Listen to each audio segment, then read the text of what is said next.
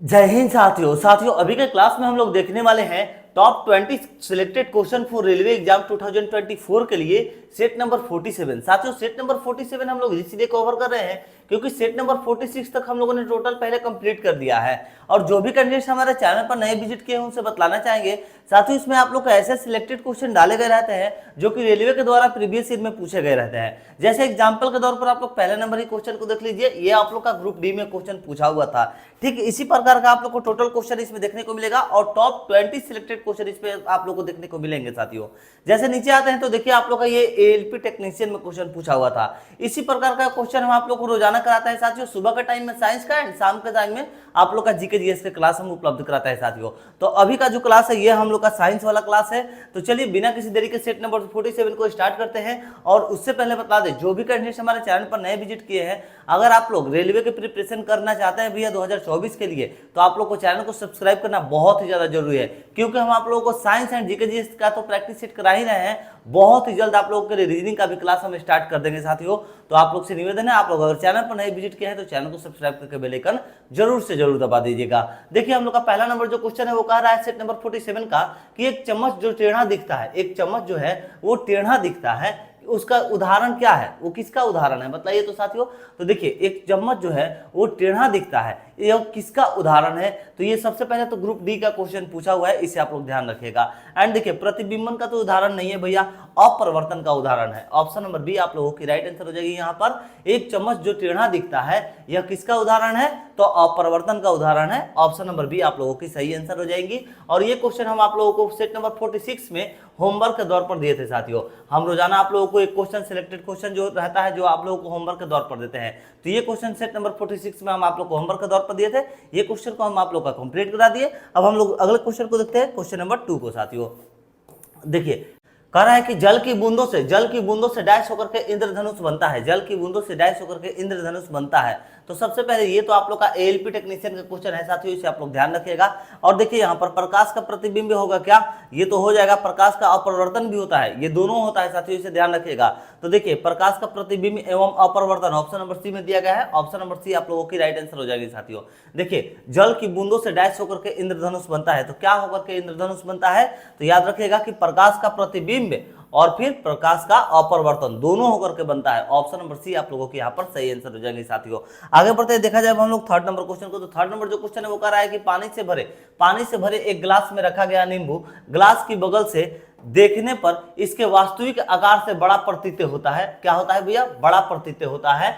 तो इसका कारण जो है क्या है, तो इसका कारण हम सभी को बतलाना है। तो चलिए इसका कारण हम लोग देख लेते हैं। देखिए सबसे पहले आप लोगों के पास 4 ऑप्शन दिया गया है और ये आप लोग का टीसीएस पैटर्न पर आधारित क्वेश्चन है साथियों।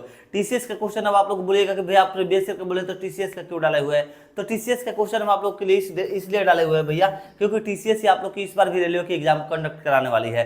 तो ध्यान रखिएगा टीसीएस का आप लोग जितना भी क्वेश्चन कवर कर पाता है जरूर से जरूर कवर करिएगा, आप लोग के रेलवे एग्जाम 2024 के लिए बेस्ट रहेगा साथियों। ठीक है, तो देखिए कह रहा है कि पानी से भरे एक गिलास में रखा गया नींबू ग्लास की बगल से देखने पर इसके वास्तविक आकार से बड़ा प्रतीत होता है, इसका कारण जो है वो क्या है। तो इसका कारण हो जाएगा साथियों प्रकाश का परावर्तन तो कभी भी नहीं होगा, प्रकाश का विवर्तन नहीं होगा, प्रकाश का पूर्ण आंतरिक परावर्तन नहीं होगा, प्रकाश का अपरिवर्तन होना चाहिए। ऑप्शन नंबर डी आप लोगों की राइट आंसर हो जाएंगी, प्रकाश का अपरिवर्तन। ऑप्शन नंबर डी आप लोगों के यहाँ पर सही हो जाएंगे साथियों। आगे बढ़ते हैं, देखा जाए हम लोग 4 नंबर क्वेश्चन को। अच्छा साथियों एक बात और आप लोग से कहना चाहेंगे, अगर आप लोग ठीक इसी प्रकार के जो है क्वेश्चन अगर कंप्लीट करना चाहते हैं सेट नंबर 46 तक, देखिए ये हम लोग का कौन सा है, सेट नंबर 47 है। और अगर आप लोग साथियों सेट नंबर 46 तक अगर आप लोग कंप्लीट करना चाहते हैं, जो कि ऐसे ही सिलेक्टेड क्वेश्चन उन सभी में डाले गए हैं, तो आप लोग को कुछ भी नहीं करना है। इसी वीडियो के डिस्क्रिप्शन में आप लोग को हम लिंक प्रोवाइड करा दिए हैं, आप लोग जाकर के जरूर से जरूर वॉच कर लीजिएगा। आप लोग के रेलवे के एग्जाम के लिए बहुत ही ज्यादा बेस्ट साबित होगा साथियों। और अगर आप लोगों को डिस्क्रिप्शन नहीं मालूम है, बहुत सारे बच्चे ऐसे नए होते हैं जो कि अभी नए नए यूट्यूब पर आए हुए हैं प्रिपरेशन करने के लिए, ठीक है, तो उनको जो है डिस्क्रिप्शन नहीं मालूम चलता है कि डिस्क्रिप्शन है क्या। तो आप लोग को कुछ भी नहीं करना है दोस्त। देखिए आप लोग अगर हमारे चैनल पर विजिट करते हैं, जिस पर अभी आप लोग वीडियो वॉच कर रहे हैं रंजीत ऑनलाइन स्टडी पर, तो देखिए आप लोग को home video shorts and playlist यहाँ पर 4 सेक्शन देखने को मिल रहे हैं, 6 टोटल सेक्शन है, बट आप लोग को प्लेलिस्ट पर आ जाना है। प्लेलिस्ट पर आप लोग जैसे ही साथियों विजिट करते हैं तो देखिए सबसे पहला वाला ही आप लोग को प्लेलिस्ट देखने को मिल जाएगा, जिसमें आप लोग को टोटल 46 सेट अवेलेबल मिलेंगे साथियों। ठीक है, तो आप लोग आकर के जरूर से जरूर वॉच कर लीजिएगा, सारे आप लोग को वैसे ही सिलेक्टेड क्वेश्चन देखने को मिलेंगे साथियों। चलिए अब हम लोग देख लेते हैं अपने क्वेश्चन नंबर 4 को साथियों, क्वेश्चन नंबर 4 हम लोग का क्या कर रहा है, तो देखिए क्वेश्चन नंबर जो 4 है इसका तो हम आप लोगों को बतला दिए। क्वेश्चन नंबर 4 को कवर किया जाए। क्वेश्चन नंबर 4 है कि सूर्य की रोशनी में हरे रंग का दिखाई देने वाला एक कपड़ा लाल रोशनी में देखे जाने पर काले रंग की दिखाई देने क्यों शुरू हो जाती है, बतलाइए क्यों शुरू हो जाता है। देखिए चलिए थोड़ा सा इसको स्क्रॉल कर दीजिएगा। हाँ चलिए अब टोटल ऑप्शन दिख रहा है, अब आप लोग बताइए साथियों। देखिए कर रहा है क्वेश्चन कि सूर्य की रोशनी में हरे रंग का दिखाई देने वाला एक कपड़ा जो है वो रोशनी में देखे जाने पर काले रंग का दिखाई देने लगता है। ठीक है, काले रंग का दिखाई देने लगता है, ये क्योंकि शुरू होता है। तो क्या हो जाएगा, क्यों शुरू होता है, क्यों आखिर काले रंग का जो है हरे रंग का कपड़ा सूर्य की रोशनी में देखने पर काले रंग का दिखाई देने पड़ता है, आखिर ऐसा क्या कारण है ये बतलाना है। तो देखिए कपड़ा लाल रंग की तरंग जो है आयाम को पूर्णतया अवशोषित कर लेता है, यही आप लोग का ऑप्शन नंबर ए यहाँ पर राइट आंसर हो जाएगा। ठीक है साथियों, ऑप्शन नंबर ए यहाँ पर आप लोगों की सही आंसर हो जाएंगी। कह रहा था क्वेश्चन कि सूर्य की रोशनी में हरे रंग का दिखाई देने वाला एक कपड़ा लाल रोशनी में देखे जाने पर काले रंग का दिखाई देने क्यों शुरू हो जाता है साथियों। तो ध्यान रखिएगा, कपड़ा लाल रंग की जो तरंग आयाम को पूर्णतः अवशोषित कर लेता है, इसीलिए जो है हरे कलर का जो कपड़ा है वो आप लोगों का काले कलर का दिखाई देने लगता है लाल कलर की रोशनी में। ऑप्शन नंबर ए आप लोगों की राइट आंसर हो जाएंगे। आगे बढ़ते देखे अब हम लोग 5 नंबर क्वेश्चन को। तो 5 नंबर जो क्वेश्चन है कर रहा है गोलीय दर्पण की अवधारणा क्या है। गोलीय दर्पण की अवधारणा क्या है, ये आप लोग का जेई का क्वेश्चन है साथियों। गोलीय दर्पण की अवधारणा क्या है, तो यहाँ पर आप लोग के पास 4 ऑप्शंस है, हम आप लोग को अगर राइट आंसर बतला दे साथियों। देखिए प्रकाश का विकिरण तो कभी भी नहीं होगा, प्रकाश का अपरिवर्तन होगा क्या, प्रकाश का अपरिवर्तन नहीं, अपरिवर्तन नहीं परावर्तन होना चाहिए, प्रकाश का परावर्तन। ऑप्शन नंबर डी आप लोगों की राइट आंसर हो जाएंगे, प्रकाश का परावर्तन, option number D right answer. चलिए आगे बढ़ते हैं, देखा जाए हम लोग 6 नंबर क्वेश्चन को। 6 नंबर जो क्वेश्चन है वो कह रहा है कि निम्नलिखित में से कौन सा कथन सत्य है, निम्नलिखित में से कौन सा कथन सत्य है। ये आप लोग का ग्रुप डी का क्वेश्चन है साथियों। ठीक है, कौन सा कथन सत्य है, तो देखिए यहाँ पर वक्रता त्रिज्या फोकस लंबाई के बराबर होती है। वक्रता त्रिज्या जो है यह फोकस लंबाई के क्या बराबर में होती है। तो देखिए ये सत्य कथन पूछ रहा है, तो ये कथन तो भैया गलत है, इसे ध्यान रखिएगा। पहला नंबर कथन हम लोग का गलत हो गया यहीं पर। वक्रता त्रिज्या जो है फोकस लंबाई की आधी होती है, ये भी गलत है भैया, आधी भी नहीं होती है आप लोग की, फोकस लंबाई भी नहीं होती है। वक्रता त्रिज्या फोकस लंबाई के 3 गुना के बराबर होती है, नहीं भैया क्या होती है, दोगुनी होती है। Option number D right answer हो जाएगा। वक्रता त्रिज्या जो है वो फोकस लंबाई के दोगुनी के बराबर होती है, कितने भैया, दोगुनी के बराबर होती है, दोगुना के बराबर होता है। Option number D right answer हो जाएंगी। चलिए आगे बढ़ते हैं, देखा जब हम लोग 7 नंबर क्वेश्चन को। साथियों अगर आप लोग ऐसे ही सिलेक्टेड क्वेश्चन अगर आप लोग खुद से भी कवर करना चाहते हैं तो हम आप लोगों के लिए एक पीडीएफ उपलब्ध करा है, जिस पीडीएफ पे आप लोगों को साथियों 4000 प्लस क्वेश्चन देखने को मिलेंगे, और वो भी ऐसे ही सारे सिलेक्टेड क्वेश्चन है। जैसे आप लोग इसमें देख लीजिए, देखिए कह रहा है क्वेश्चन की लाल सागर का रंग जो है किसकी उपस्थिति के कारण होता है, तो ये आप लोग का शैवाल के उपस्थिति के कारण होता है। यहाँ पर आप लोग का राइट आंसर भी नीचे लिखा हुआ है, 4 ऑप्शन है, क्वेश्चन है। हम आप लोगों को कुछ इस प्रकार जो है पीडीएफ बनाए हुए हैं, और इस पीडीएफ में साथियों आप लोगों को 4000 प्लस क्वेश्चन देखने को मिलेंगे। और ये साथियों ऐसे क्वेश्चन है ना जो आप लोगों के रेलवे के एग्जाम में आने की पूरी संभावना है साथियों, क्योंकि जिस पैटर्न पर हम आप लोग को अभी क्वेश्चन करा रहे हैं उसी पैटर्न पर हम आप लोगों के लिए एक पीडीएफ बनाए हुए हैं, जिसमें 4000 प्लस क्वेश्चन है, और सिर्फ आप लोग का ये साइंस का पीडीएफ है साथियों। ठीक इसी प्रकार का आप लोग का जीके जीएस का भी हम पीडीएफ देते हैं, मगर ये साइंस वाला क्लास है तो हम आप लोग को साइंस के पीडीएफ के बारे में बतला रहे हैं। अगर आप लोग इसे बाई करना चाहते हो तो आप लोग इस नंबर पर कॉन्टेक्ट कर लीजिएगा, नंबर नोट कर लीजिए आप लोग सभी लोग, 78 70 14 12 38। ठीक है, नंबर नोट कर लीजिए, व्हाट्सअप कर लीजिएगा, आप सभी को जो है यहाँ पर पीडीएफ मिल जाएगा। और इसका मूल्य जो है 1 एंड ओनली 40 रुपीज है साथियों, यानी कि 1 रुपये में साथियों आप लोग को 100 क्वेश्चन आप लोग को यहाँ पर उपलब्ध कराया जा रहा है। वो भी इसलिए इसका रेट रखा गया है क्योंकि भैया जो टाइप किया है उसे भी तो चार्ज देना पड़ा है ना, तो इसीलिए सिर्फ और सिर्फ 40 रुपये आप लोगों को इस पीडीएफ का मूल्य रखा गया है। आप लोग इस नंबर पर कॉन्टेक्ट करके इसे बाई कर सकते हैं, 7870141238, ये आप लोग का व्हाट्सअप नंबर है, उस पर कॉन्टेक्ट कर लीजिएगा, या फिर टेलीग्राम पर भी आप लोग मैसेज कर सकते हैं इस पीडीएफ को लेने के लिए साथियों। चलिए अब हम लोग कवर करते हैं अपने 7 नंबर क्वेश्चन को। तो 7 नंबर जो क्वेश्चन है वो हम लोग का क्या कह रहा था, इसे देखिए, अवतल दर्पण का उपयोग यह नहीं है, अवतल दर्पण का उपयोग जो है यह नहीं है, क्या नहीं है बताइए तो साथियों। देखिए तो रिव्यू सवाल दर्पण के रूप में, हाँ रियर दर्पण के रूप में हो जाएगा, option number C right answer हो जाएगा। अवतल दर्पण का उपयोग यह नहीं है तो रियर व्यू के दर्पण में हो जाएगा, ठीक है, रियर व्यू दर्पण के रूप में। Option number C right answer हो जाएंगे यहाँ पर। चलिए आगे बढ़ते हैं, देखा जाए हम लोग 8 नंबर क्वेश्चन को। तो 8 नंबर जो क्वेश्चन है वो कह रहा है कि गली की पीली लाइट में किसका प्रयोग किया जाता है। गली की जो पीली लाइट होती है उसमें किसका प्रयोग किया जाता है, ये आप लोगों को बतलाना है साथियों। तो देखिए नियोन का था कभी भी नहीं, नाइट्रोजन का भी नहीं, फास्फोरस का भी नहीं, सोडियम का हो जाएगा, ठीक है। गली की पीली जो लाइट होती है उसमें भैया किसका उपयोग किया जाता है, तो सोडियम का उपयोग किया जाता है। ऑप्शन नंबर डी आप लोगों के यहाँ पर सही आंसर हो जाएंगे। आगे बढ़ा जाए, देखा जाए हम लोग 9 नंबर क्वेश्चन को। तो 9 नंबर जो क्वेश्चन है कह रहा है साथियों कि डैश को एक अपसारी दर्पण भी कहा जाता है। डैश को एक अपसारी दर्पण भी कहा जाता है। ये आप लोगों का ग्रुप डी का क्वेश्चन है साथियों, ध्यान रखिएगा, ग्रुप डी का क्वेश्चन है, बेस्ट क्वेश्चन है साथियों। डैश को एक अपसारी दर्पण भी कहा जाता है, VVI क्वेश्चन है साथियों, इसे आप लोग ध्यान रखिएगा। जरूर से जरूर आप लोग इसका स्क्रीनशॉट लेकर के अपने पास रख लीजिए और एक अलग से इसका नोट्स बना लीजिएगा, ठीक है। डैश को एक अपसारी दर्पण भी कहा जाता है। तो देखिए यहाँ पर आप लोग का अवतल दर्पण नहीं होगा, उत्तल दर्पण होगा। उत्तल दर्पण को एक अपसारी दर्पण भी कहा जाता है, ध्यान रखिएगा, उत्तल दर्पण को एक अपसारी दर्पण भी कहा जाता है। ऑप्शन नंबर बी आप लोगों के यहाँ पर राइट आंसर हो जाएंगे साथियों।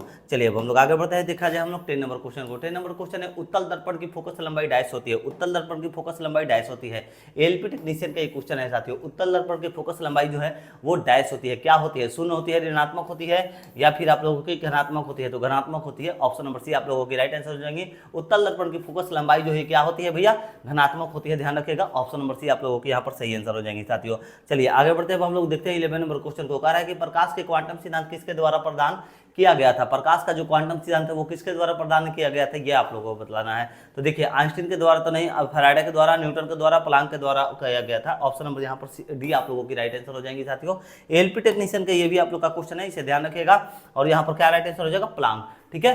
प्रकाश का क्वांटम सिद्धांत जो है किसके द्वारा प्रदान किया गया था, तो ध्यान रखिए साथियों, प्लांक के द्वारा प्रदान किया गया था। ऑप्शन नंबर डी आप लोगों के यहाँ पर राइट आंसर हो जाएगी। आगे बढ़ा जाए हम लोग, देखा जाए 12 नंबर क्वेश्चन को। कह रहा है कि श्वेत प्रकाश में 7 रंग होता है। श्वेत प्रकाश में कितने रंग होते हैं भैया, सबसे पहले तो ध्यान रखिए 7 रंग होता है, ठीक है। उसके बाद इस तथ्य की खोज निम्नलिखित में से किस वैज्ञानिक ने की थी। इस तथ्य का जो खोज है वो निम्नलिखित में से कौन से वैज्ञानिक ने किया था साथियों, ये बतलाना है। तो रमन, न्यूटन, मैक्सवेल या फिर आइंस्टाइन, बताइए तो साथियों।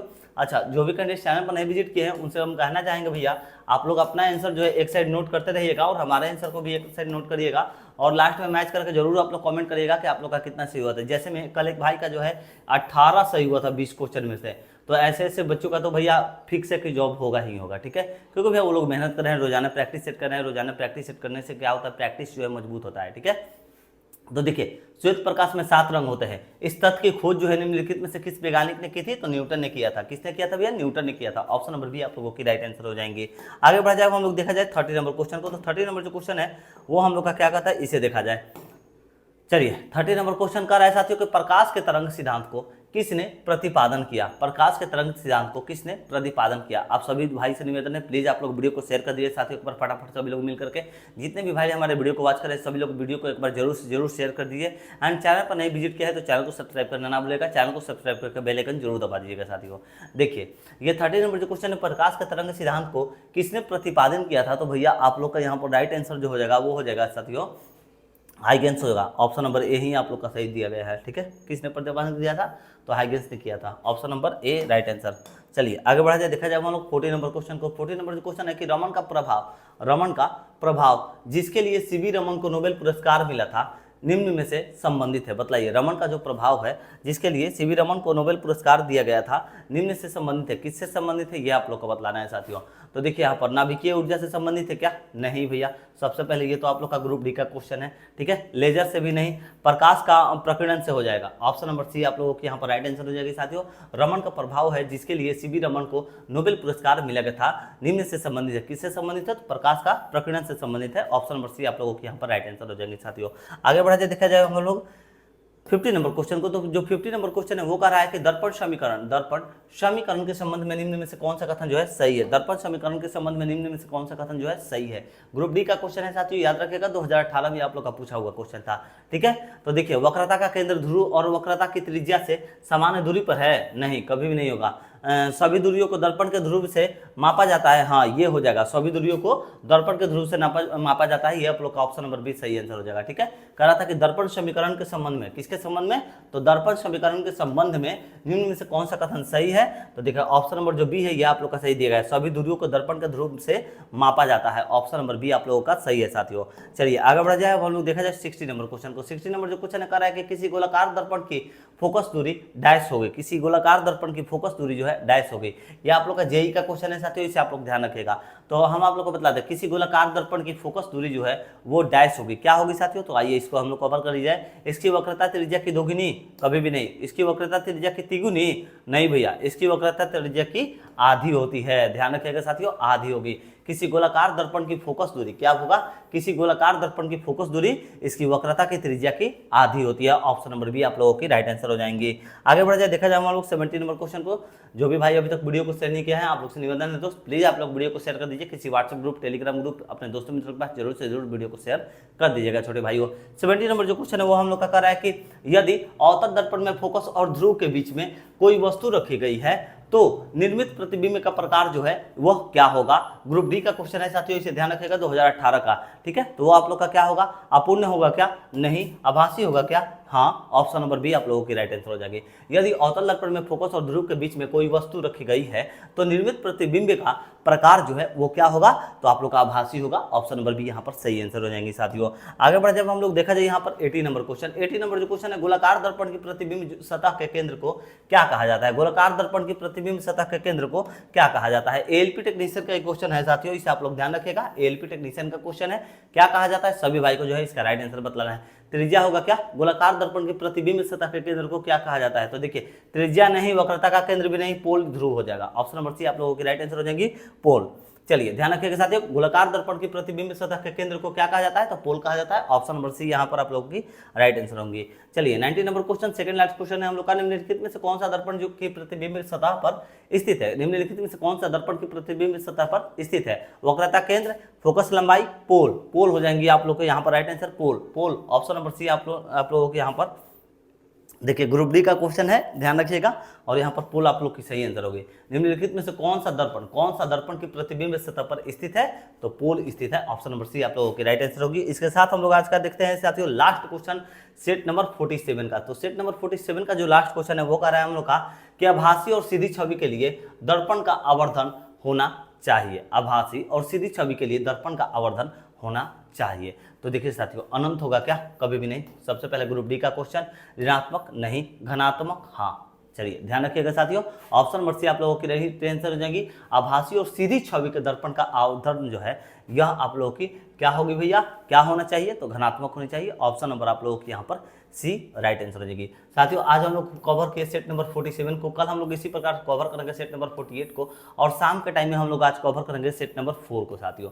क्योंकि जीके जीएस का क्लास अभी इधर आप लोग का स्टार्ट किया गया है, जिसमें साथियों उसमें भी आप लोग को सारे सिलेक्टेड क्वेश्चन प्रीवियस ईयर का ही कराया जा रहा है। ठीक है, तो आप लोग उसको भी मिस मत करिए, जरूर से जरूर आज करें। बहुत ही जल्द आप लोगों का मैथ रीजनिंग का भी हम क्लास स्टार्ट कर देंगे, बिल्कुल फ्री में आप लोग का रेलवे का फुल प्रिपरेशन कराएंगे साथियों। तो अगर आप लोग रेलवे के किसी भी एग्जाम के लिए फॉर्म को फिलअप किया है तो आप लोगों के लिए हमारा चैनल बेस्ट रहेगा साथियों, आप लोग से ये वादा करेंगे। चलिए साथियों, तो अगर अच्छा लगा है सेशन तो प्लीज आप लोग से निवेदन करेंगे वीडियो को शेयर करना ना भूलिएगा। चैनल पर नहीं विजिट किया है तो चैनल को सब्सक्राइब करके बेल आइकन जरूर दबा दीजिएगा। मिलते हैं नेक्स्ट वीडियो में। जय हिंद, जय भारत।